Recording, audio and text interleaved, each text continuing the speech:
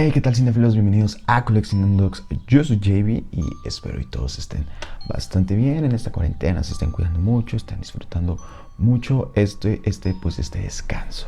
Cinéfilos, en este video vamos a hablar sobre la historia real de la película de It, sí, la de Pennywise, esta película que sí es de Stephen King, está basada en su novela, que a lo mejor todos creemos que es original, que él la escribió, que todo fue sacado de su mente, pero no, en verdad sí existió un payaso asesino hace ya varios años y pues asesinó a muchos niños. Es muy curioso porque hay varias películas que sí están basadas en hechos reales y esto no lo dice pues al inicio de cada película o al final, ¿no? La típica frase basados en hechos reales. Pero hay películas como estas que no necesariamente tienen que decirnos que están basados en hechos reales, sino que como que tienen ese secreto, ¿no? Que no sabemos si están basados en hechos reales o que están sacadas totalmente de la imaginación de su escritor. Bueno, entonces, como ya les había dicho, yo creo que ya están aburridos de tanto intro que hago. Vamos a hablar sobre el caso de John Wayne Gacy, o mejor conocido como Pogo, el payaso asesino.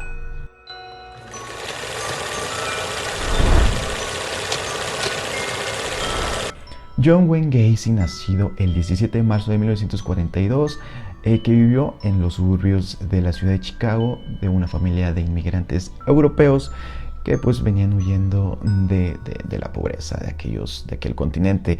Se establecen en la ciudad de Chicago, pero John Wayne Gacy desde chiquito tuvo muchos problemas, principalmente la violencia intrafamiliar por parte de su papá. Su papá lo golpeaba demasiado, lo humillaba en público y pues lo ofendía verbalmente. Le decía mujercita, le decía estúpido y pues no importaba si estaba en la calle o cualquier otra cosa, su papá se quitaba el cinturón y lo castigaba.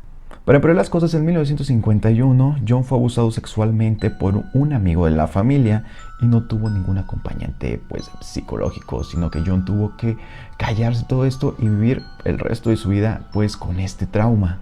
2 años después de este incidente, John supuestamente tuvo un accidente y se le formó un coágulo en la cabeza. Esto por sus mareos, desmayos y dolores de cabeza muy intensos. Lo cual digo supuestamente porque dicen que tuvo un accidente, pero a lo mejor fue causado por la golpiza que le brindaba su padre. Esto pasó desapercibido hasta los 16 años. Ahorita vamos a hablar qué fue lo que pasó a los 16 años. A decir verdad, John nunca fue un chico bastante inteligente, entonces durante la primaria y secundaria pues era un mal estudiante. Estuvo en varias escuelas diferentes, en 4 escuelas diferentes, pero pues en ninguna veía frutos, sino que pues mejor dejó de estudiar y se dedicó a estudiar. A los 16 años el problema de su coágulo empezó a empeorar. Tuvo más desmayos, tuvo varias crisis convulsivas y a decir verdad pues su papá no le creía, pensaba que él estaba inventando todo pues para llamar la atención. Hasta que de verdad vio que todo este problema era real, lo llevó a un médico y le dijeron pues que sí tenía un coágulo en la cabeza, le dieron su medicamento y el coágulo pues desapareció. Como ya les había dicho, John nunca fue bueno en la escuela, así que tuvo que trabajar desde muy pequeño hasta cumplir los 20 años. Cuando John cumplió los 20 años, su papá como regalo le dio un boleto de autobús con dirección a Las Vegas. Obviamente en Estados Unidos es muy normal que los adolescentes entre los 19 y 20 años pues se independicen y se salgan de sus casas. Bueno, el papá ya no quería ver a John nunca más, así que le dio este boleto para que ya se fuera y pues él se independizara. Viajó a la ciudad de Las Vegas y ahí estuvo trabajando por 3 meses en una funeraria. Él mencionó, ya después de que todos los crímenes pues salieran a la luz, que a él le gustaba ver a los cadáveres estar simplemente ahí. O sea, él estaba parado y le gustaba mucho, disfrutaba mucho de ver a los cadáveres estando ahí acostados pues en la mesa. Después de no entablar una relación de amistad con alguien, obviamente por estar trabajando en ese lugar, él extrañaba mucho a su mamá y a sus hermanas. Entonces él volvió a Chicago después de 3 meses. Obviamente ya no a la casa de su papá porque pues ya lo habían corrido, sino que buscó como que un cuartito para vivir ahí en la misma ciudad. En 1964 él entró a trabajar a una fábrica de zapatos y ahí fue donde conoció a su primera esposa, Madeline Myers. Estabilizó una vida y se volvió muy activo en su trabajo, por lo cual lo ascendieron rápidamente y ocupó un puesto de supervisor en 1965. Para este entonces John era un vecino ejemplar, era demasiado amable, era demasiado empático y era como que un modelo, un vecino modelo a seguir, ¿no? Todo el mundo quería entablar conversación con ellos. tanto con él y con su esposa, y obviamente él era como que muy popular entre todos los trabajadores, tanto en su trabajo y tanto como en el vecindario. Sin embargo, todo esto era como que a la vista del público. Era el vecino modelo, era muy amable, era muy bueno, pero en su vida privada era un desastre, era un infierno. John no podía entablar una relación buena con su esposa porque él tenía problemas muy graves de sexualidad, no tenía virilidad y, a decir verdad, él nunca quiso aceptar su homosexualidad, dado que además él compraba mucha pornografía gay. Entonces, él era como que su secreto, ¿no? A decir verdad, con todo este problema sexual, tuvo una hija, solamente una hija, y pues después siguieron subiendo los problemas en su vida diaria.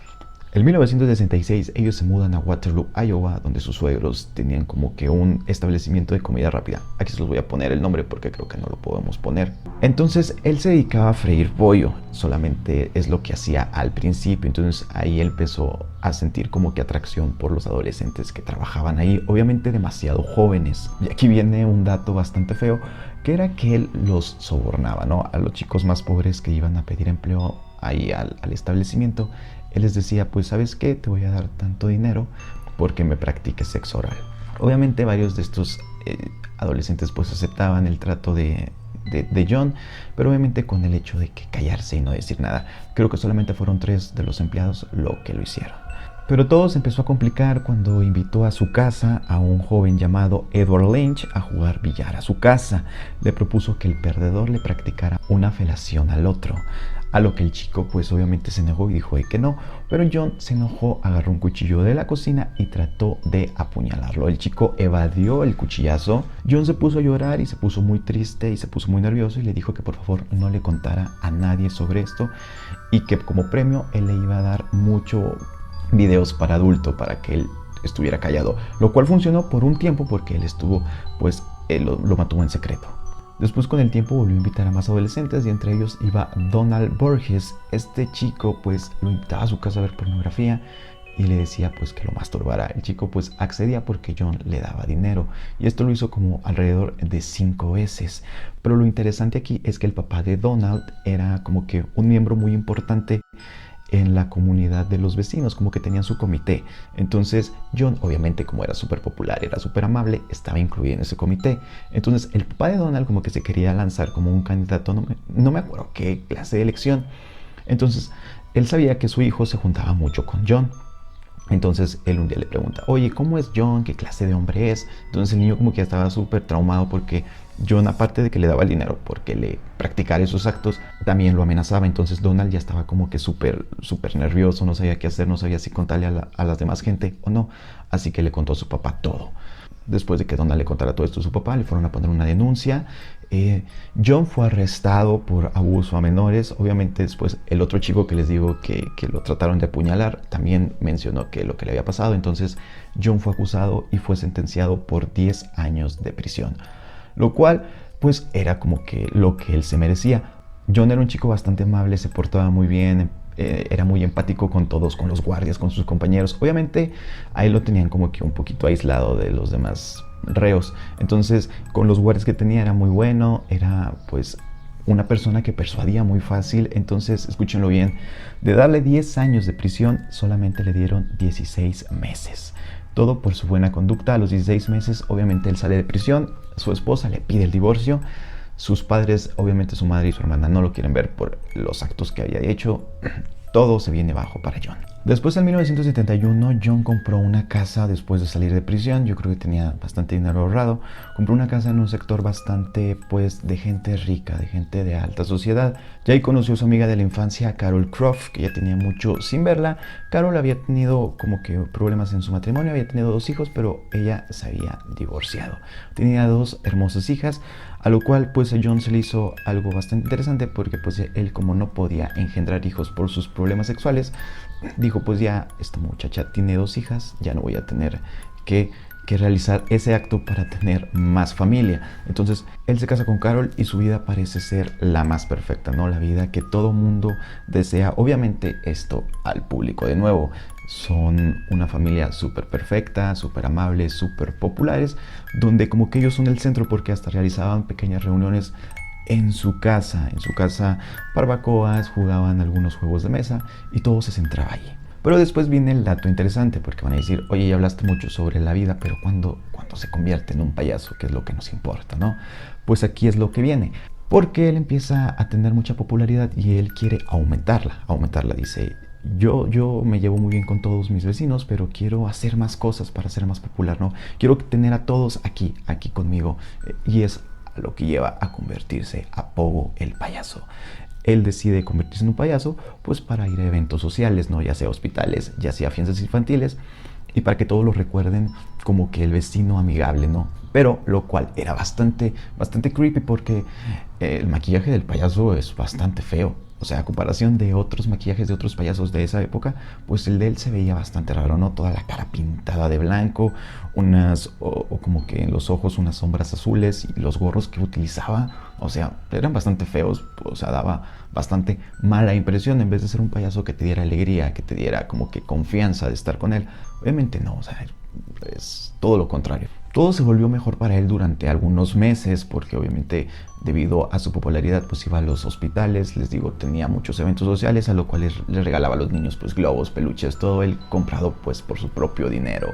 Entonces la vida de John se viene otra vez arriba, toda la gente quería entablar conversación con él, a lo cual, vuelvo a repetir, hacía varias reuniones en su casa, y era cuando los vecinos empezaron a percibir un olor a putrefacción mientras estaban comiendo cada vez que iban a la casa de John.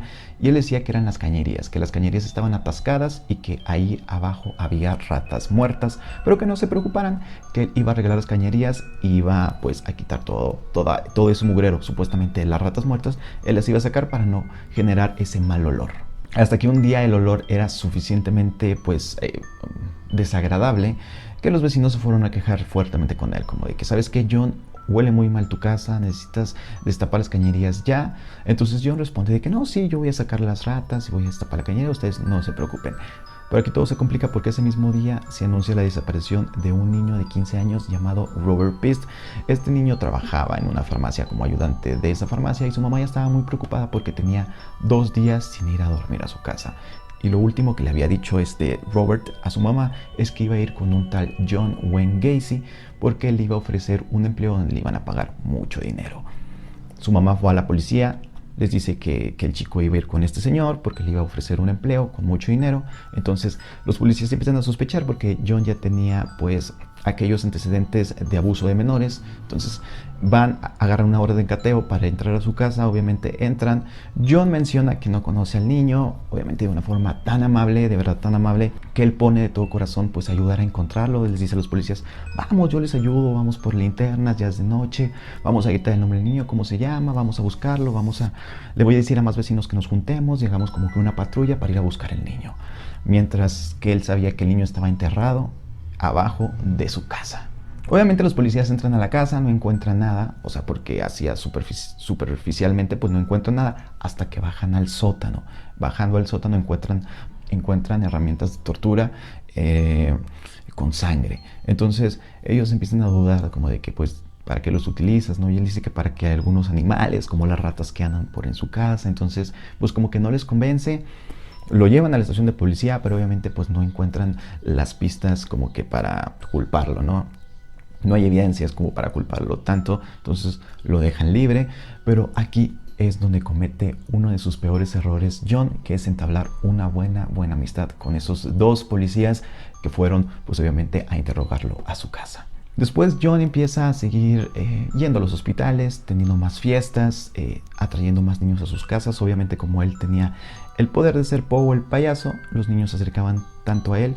O sea, obviamente ya sabían que era el señor John Wayne Gacy. Entonces los niños iban a su casa y les decía que les iba a dar dulces, globos, peluches. Los niños iban ahí, pero obviamente pues ya no salían. Después de todo esto les digo que John había cometido un gran error, que había sido entablar una relación con los 2 policías. Después él los invita a su casa a comer y los 2 policías empiezan a percibir ese olor a putrefacción, lo cual para ellos pues obviamente ya sabían que era de restos humanos. Ellos muy despistadamente salen de su casa agradeciéndole por la comida, pero obviamente van y avisan a la policía lo que habían ellos olido. Entonces ya traen una orden de cateo como que para entrar y ahora sí pues buscar debajo de la casa, ¿no?